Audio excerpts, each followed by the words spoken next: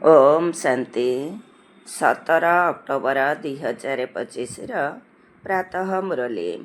ଶିବ ଭଗବାନଙ୍କର ମଧୁର ମହାବାକ୍ୟ। ଶିବ ବାବା କହୁଛନ୍ତି, ମିଠେ ବଚେ ବାବା ଯେପରି ଭବିଷ୍ୟତ 21 ଜନ୍ମ ପାଇଁ ସୁଖ ଦେଉଛନ୍ତି, ସେହିପରି ତୁମେମାନେ ମଧ୍ୟ ବାବାଙ୍କର ସହଯୋଗୀ ହୁଅ।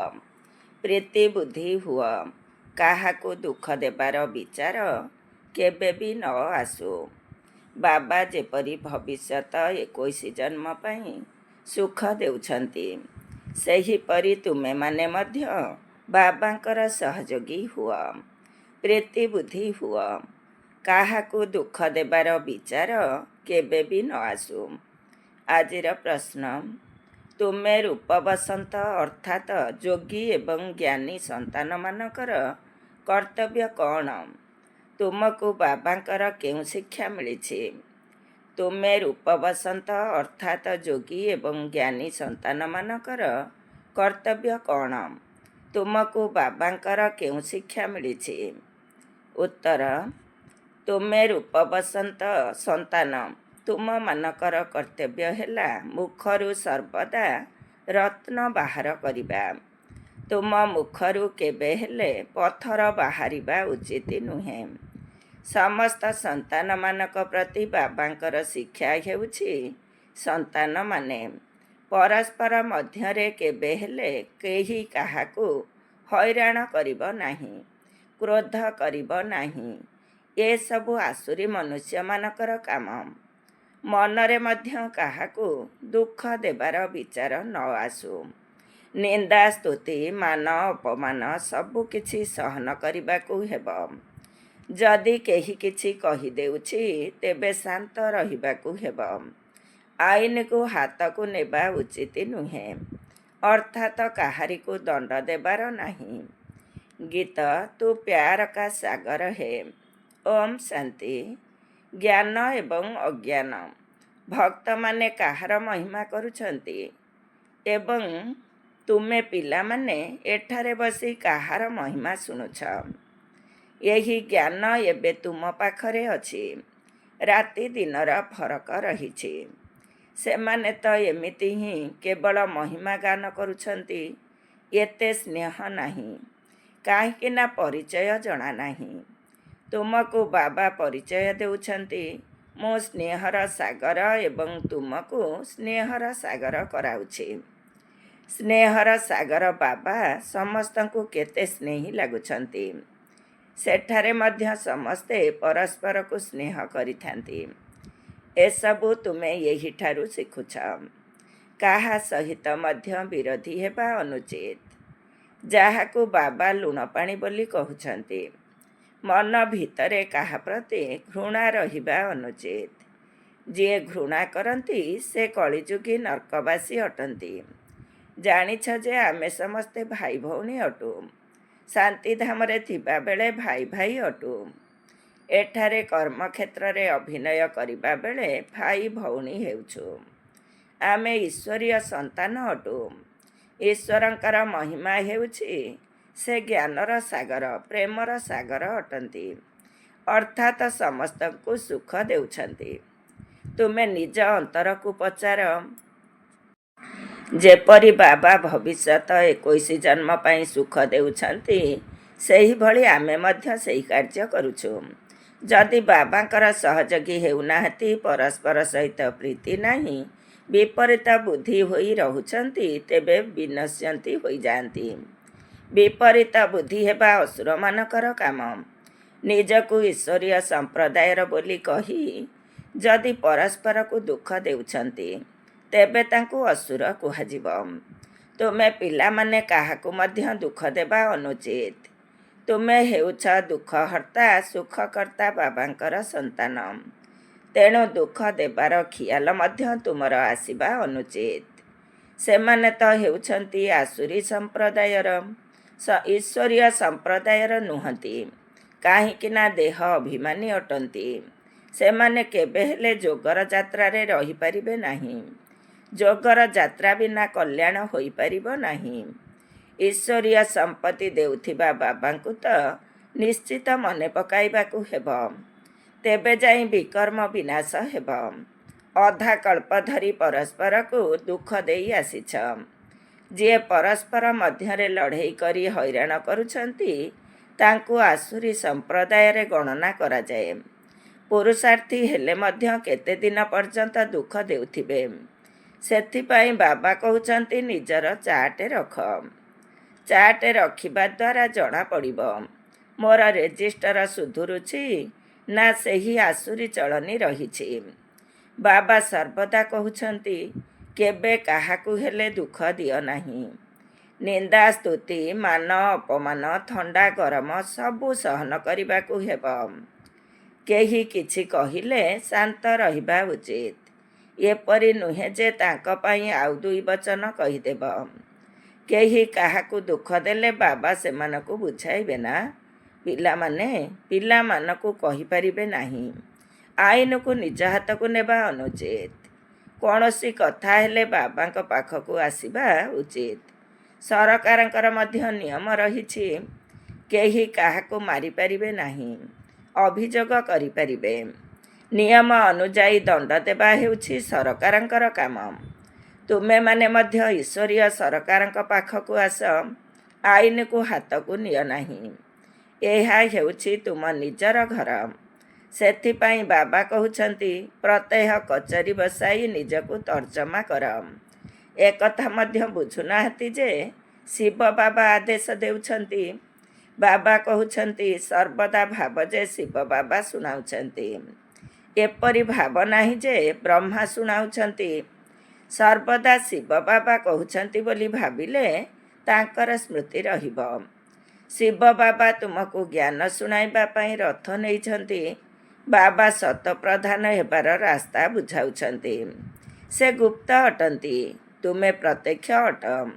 ଯାହା ବି ନିର୍ଦ୍ଦେଶ ମିଳୁଛି ଭାବ ଶିବ ବାବାଙ୍କର ନିର୍ଦ୍ଦେଶ ଅଟେ। ତେବେ ତୁମେ ନିରାପଦରେ ରହିବ। ତୁମେ ଶିବଙ୍କୁ ହିଁ ବାବା ବାବା ବୋଲି କହୁଛ। ସମ୍ପତ୍ତି ମଧ୍ୟ ତାଙ୍କଠାରୁ ମିଳୁଛି। ତାଙ୍କ ସହ କେତେ ସମ୍ମାନର ସହିତ, ରାଜକୀୟତାର ସହିତ ଚାଲିବା ଦରକାର।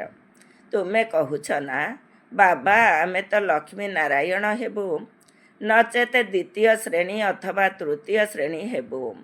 ସୂର୍ଯ୍ୟବଂଶୀ ନହେଲେ ତ ଚନ୍ଦ୍ରବଂଶୀ ହେବୁ। ଏପରି ନୁହେଁ ଯେ ଆମେ ଦାସ ଦାସୀ ହେବୁ। ପ୍ରଜା ତ ହେବା ଭଲ ନୁହେଁ।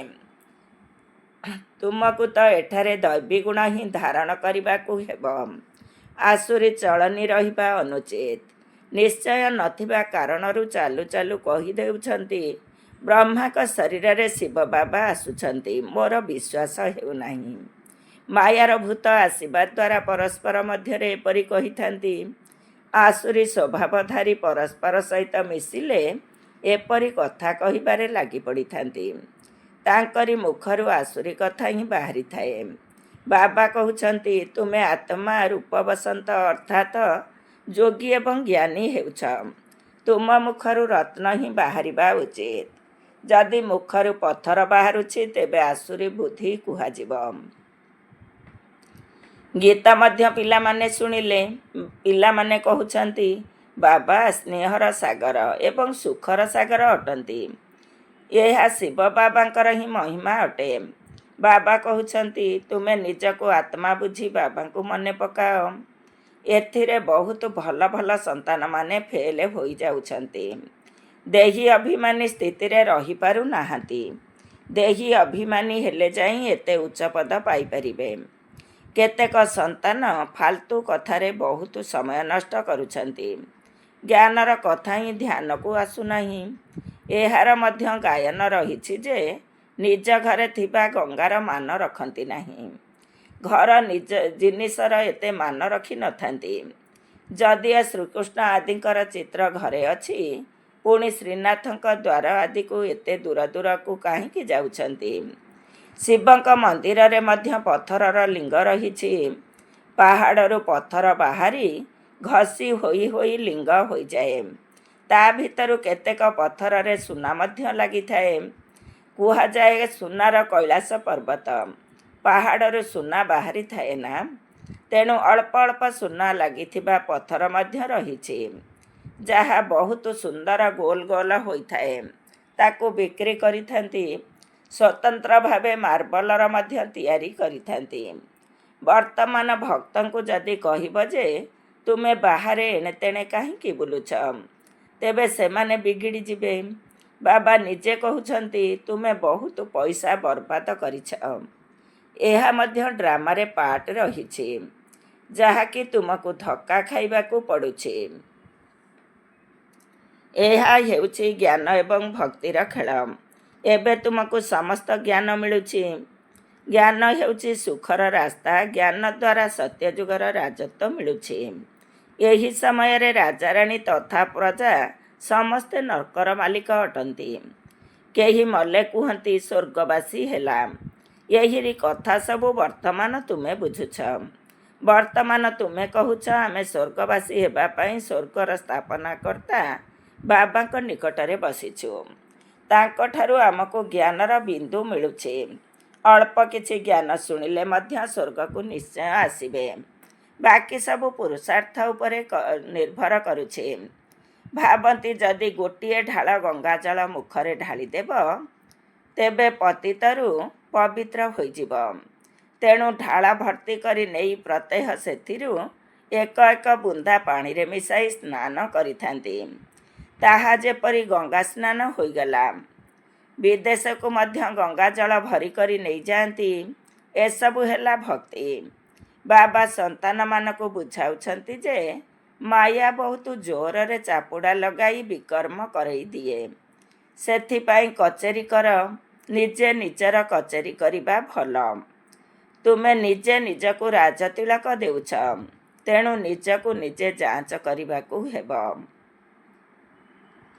ତମ ପ୍ରଧାନରୁ ଶତ ପ୍ରଧାନ ହେବାକୁ ପଡ଼ିବ। ବାବା ଶ୍ରୀମତ ଦେଉଛନ୍ତି ଏଭଳି ଏଭଳି କର। ଦୈବୀ ଗୁଣ ଧାରଣ କର। ଯିଏ କରିବ ସିଏ ପାଇବ। ତୁମକୁ ତ ଖୁସିରେ ରୋମାଞ୍ଚିତ ହୋଇଯିବା ଉଚିତ। ବେହଦର ବାବା ମିଳିଛନ୍ତି। ତାଙ୍କ ସେବାରେ ସହଯୋଗୀ ହେବାକୁ ପଡ଼ିବ। ଅନ୍ଧମାନଙ୍କର ଲାଠି ହେବାକୁ ପଡ଼ିବ। ଯେତେ ସହଯୋଗୀ ହେବ ସେତେ ନିଜର ହିଁ କଲ୍ୟାଣ ହେବ। ବାବାଙ୍କୁ ତ ଘଡ଼ିକୁ ଘଡ଼ି ମନେ ପକାଇବାକୁ ହେବ। ନିଷ୍ଠାରେ ଗୋଟିଏ ଜାଗାରେ ବସିବାର କୌଣସି କଥା ନାହିଁ। ଚାଲି ବୁଲି ମନେ ପକାଇବାକୁ ହେବ। ଟ୍ରେନରେ ମଧ୍ୟ ତୁମେ ସେବା କରିପାରିବ। ତୁମେ କାହାକୁ ବି ବୁଝାଇ ପାରିବ ଯେ ଶ୍ରେଷ୍ଠରୁ ଶ୍ରେଷ୍ଠ କିଏ ଅଟନ୍ତି। ତାଙ୍କୁ ମନେ ପକାଅ। ତାଙ୍କଠାରୁ ହିଁ ସମ୍ପତ୍ତି ମିଳିବ। ଆତ୍ମାକୁ ବାବାଙ୍କଠାରୁ ଅବିନାଶୀ ସମ୍ପତ୍ତି ମିଳୁଛି। ଦାନ ପୁଣ୍ୟ କରି ରାଜାଙ୍କ ପାଖରେ ଜନ୍ମ ନେଇଥାନ୍ତି। ତାହା ମଧ୍ୟ ଅଳ୍ପ କାଳ ପାଇଁ। ସର୍ବଦା ରାଜା ତ ହୋଇପାରିବେ ନାହିଁ। ତେବେ ବାବା କହୁଛନ୍ତି ଏଠାରେ ତ 21 ଜନ୍ମର ଗ୍ୟାରେଣ୍ଟି ରହିଛି। ସ୍ୱର୍ଗରେ ଏହା ଜଣାପଡ଼ିବ ନାହିଁ ଯେ ଆମେ ବେହଦ ବାବାଙ୍କଠାରୁ ଏହି ସମ୍ପତ୍ତି ନେଇକରି ଆସିଛୁ। ଏହି ଜ୍ଞାନ ବର୍ତ୍ତମାନ ତୁମକୁ ମିଳୁଛି। ତେଣୁ କେତେ ଭଲ ଭାବରେ ପୁରୁଷାର୍ଥ କରିବା ଉଚିତ। ପୁରୁଷାର୍ଥ ନ କରିବାର ଅର୍ଥ ହେଉଛି ନିଜ ପାଦରେ ନିଜେ କୁରାଢ଼ି ମାରିବା। ଚାର୍ଟ ଲେଖିଲେ ଡର ରହିବ। କେହି କେହି ଲେଖୁଛନ୍ତି ମଧ୍ୟ। ବାବା କହିଲେ ଦେଖିଲେ କ'ଣ କହିବେ? ଚାଲିଚଳନିରେ ବହୁତ ଫରକ ରହୁଛି। ତେଣୁ ବାବା କହୁଛନ୍ତି ଭୁଲ କରିବା ଛାଡ଼, ନଚେତ ବହୁତ ପଶ୍ଚାତାପ କରିବାକୁ ହେବ। ଶେଷ ସମୟରେ ନିଜ ପୁରୁଷାର୍ଥର ସାକ୍ଷାତକାର ନିଶ୍ଚୟ ହେବ। ପୁଣି ବହୁତ କାନ୍ଦିବାକୁ ପଡ଼ିବ। କ'ଣ କଳ୍ପ କଳ୍ପ ଏହି ସମ୍ପତ୍ତି ମିଳିବ। ଯାଇ ଦାସ ଦାସୀ ହେବୁ। ଆଗରୁ ତ ଧ୍ୟାନରେ ଯାଇ ଶୁଣାଉଥିଲେ ଅମୁକ ଦାସୀ ହେବେ, ଏଇଆ ହେବେ। ପୁଣି ବାବା ବନ୍ଦ କରିଦେଲେ। ପଛକୁ ପୁଣି ତୁମ ପିଲାମାନଙ୍କୁ ସାକ୍ଷାତକାର ହେବ।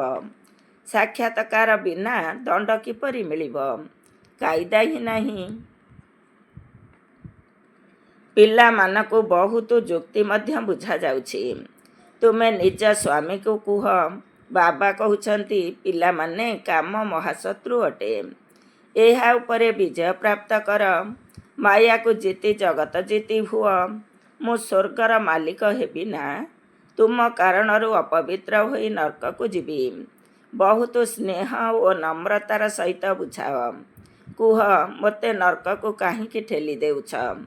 ଏପରି ବହୁତ କନ୍ୟା ଅଛନ୍ତି। ବୁଝାଇ ବୁଝାଇ ଶେଷରେ ସ୍ୱାମୀକୁ ନେଇ ଆସନ୍ତି। ପୁଣି ସ୍ୱାମୀ କହିଥାନ୍ତି ଯେ ଇଏ ମୋର ଗୁରୁ ଅଟନ୍ତି, ଇଏ ମୋତେ ବହୁତ ଭଲ ରାସ୍ତା ବତାଇଛନ୍ତି। ବାବାଙ୍କ ଚରଣରେ ଆସି ପଡ଼ିଥାନ୍ତି।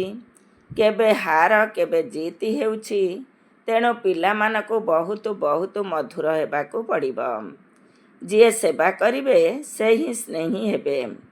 ଭଗବାନ ପିତା ସନ୍ତାନମାନଙ୍କ ନିକଟକୁ ଆସିଛନ୍ତି, ତେଣୁ ତାଙ୍କ ଶ୍ରୀମତରେ ଚାଲିବାକୁ ପଡ଼ିବ। ଶ୍ରୀମତରେ ନ ଚାଲିବା ଦ୍ୱାରା ମାୟାର ତୋଫାନ ଆସିଥାଏ ଏବଂ ଅଧୋଗତି ହୁଏ।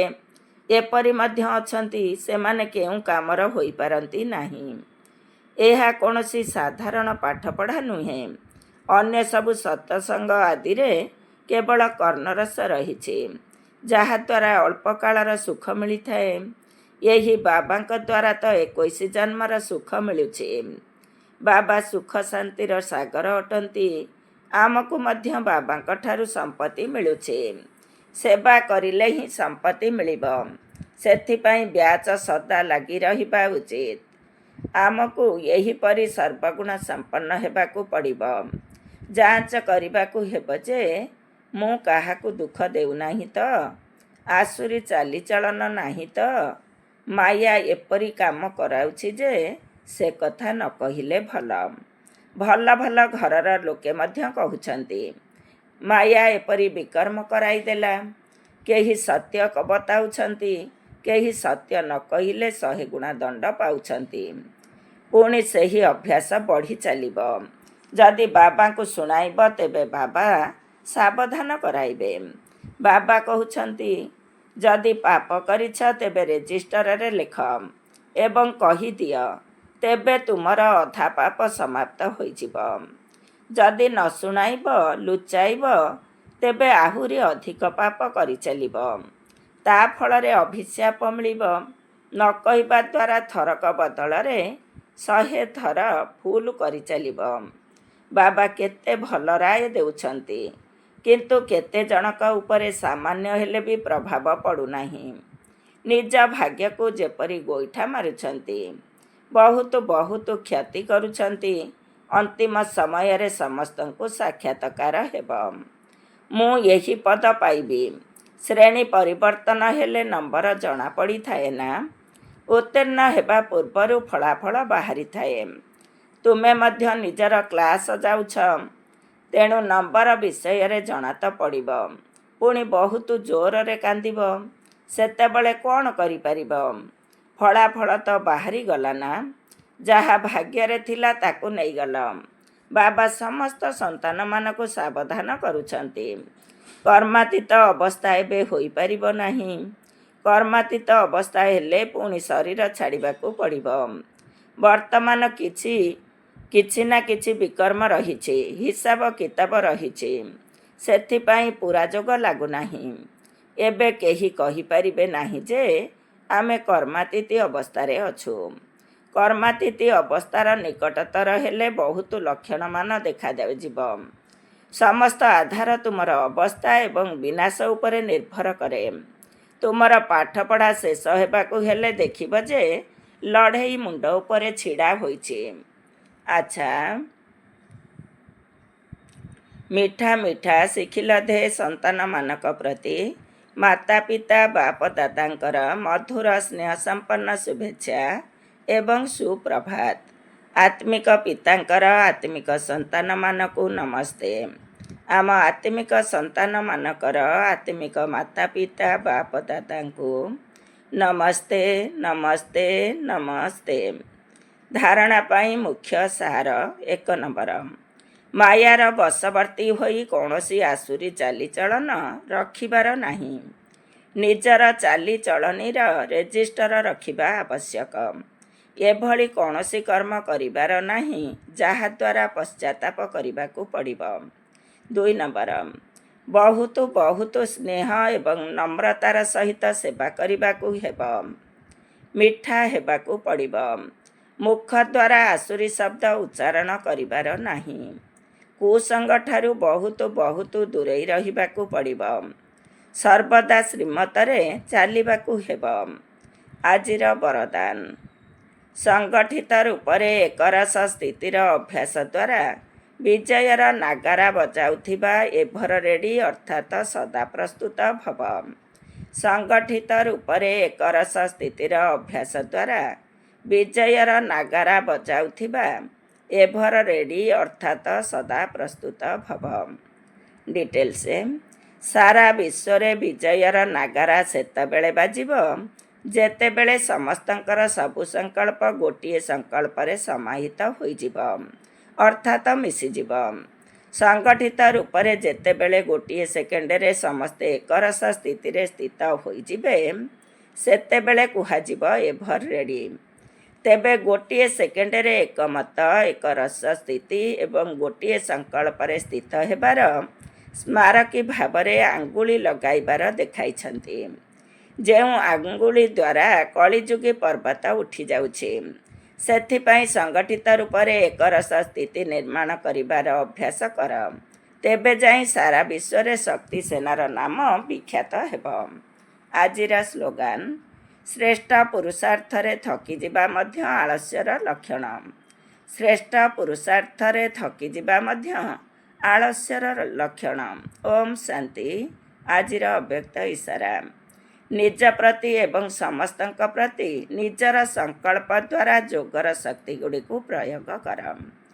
ତୁମେମାନେ ନିଜର ଆତ୍ମିକ ଦୃଷ୍ଟି ଦ୍ୱାରା ନିଜର ସଂକଳ୍ପକୁ ସିଦ୍ଧ କରିପାରିବ। ଦୁନିଆର ରିଦ୍ଧିସିଦ୍ଧି ଅଳ୍ପକାଳର ଅଟେ, କିନ୍ତୁ ଯୋଗରୂପୀ ବିଧି ଦ୍ୱାରା ସଂକଳ୍ପ ଗୁଡ଼ିକର ଏବଂ କର୍ମର ସିଦ୍ଧି ପ୍ରାପ୍ତ କରିବା ହେଉଛି ଅବିନାଶୀ।